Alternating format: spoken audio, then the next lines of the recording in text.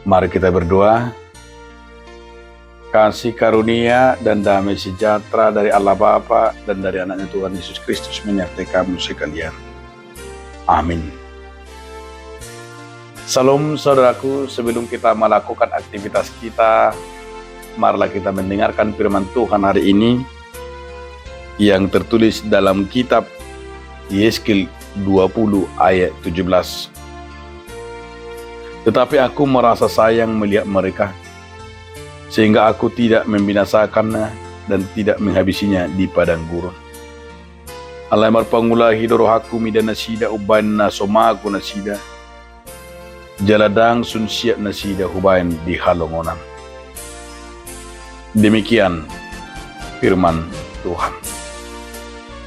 Saudaraku, dalam nama Tuhan Yesus Kristus, judul renungan kita hari ini adalah Tuhan tetap menyayangi. Mungkin kita sebagai manusia sering berkata, kalau 1 kali 2 kali aku bisa memaafkan, tapi janganlah dicoba ketiga kali, karena aku tidak sanggup lagi, karena aku nggak siap lagi, aku tak mampu menahan sakit hati ini.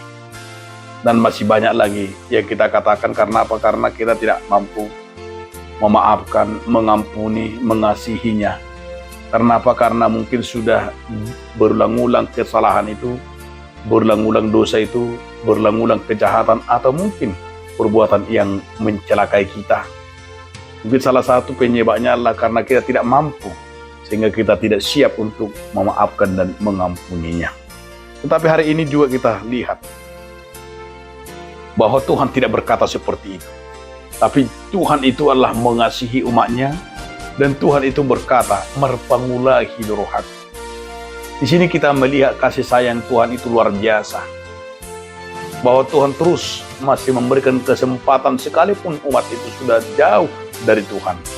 Sekalipun umat itu sudah betul-betul mencelakai dan tidak lagi takut dan taat kepada Tuhan. Tapi Tuhan masih memberikan kesempatan terus-menerus.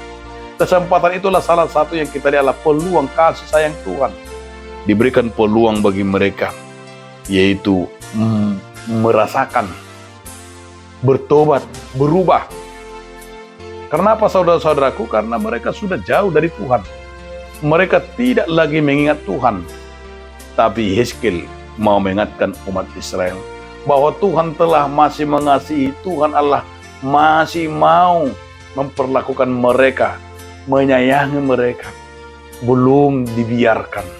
Tuhan masih memberikan kesempatan emas bagi mereka. Ketika mereka berubah dan bertobat, Tuhan masih memberikan kehidupan, dan masuk dalam hal inilah pembebasan dan kehidupan. Oleh karena itu, saudaraku, kita juga kadang seperti umat Israel. Kadang kita juga seperti umat itu terus mengulang-ulangi segala kesalahan dan dosa kita. Mungkin juga kita selalu berbuat jahat. Mungkin kita juga tidak berubah.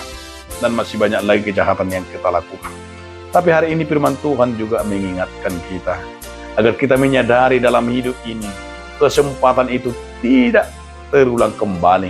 Kesempatan itu diberikan kepada kita. Maka kalau kita berkata, hidup ini adalah kesempatan, maka pakailah kesempatan untuk berbuat dan melayani Tuhan.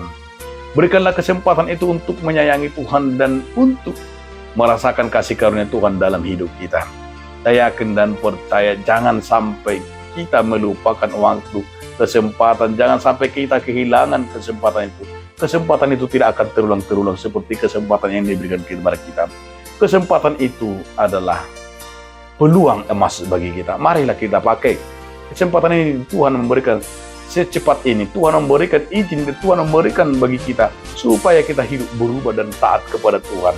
Maka kita akan merasakan kasih karunia Tuhan dalam hidup kita masing-masing. Oleh karena itu, saudara-saudaraku, kesempatan itulah menjadi peluang bagi saudara. Marilah kita berlaku adil, marilah kita melihat merasakan bimbingan Tuhan dalam hidup kita, sehingga kita mampu bertindak seperti yang Tuhan inginkan dari kita. Lewat kasih karunia Tuhan yang diberikan kepada kita, menghargainya dan menghayatinya, sebagaimana kita akan melakukan dan taat kepada Tuhan. Amin. Terima kasih Tuhan Yesus Kristus atas firman hari ini yang mengingat kami agar kami Tuhan terus berlaku, yaitu hidup dalam kasih-Mu. Amin.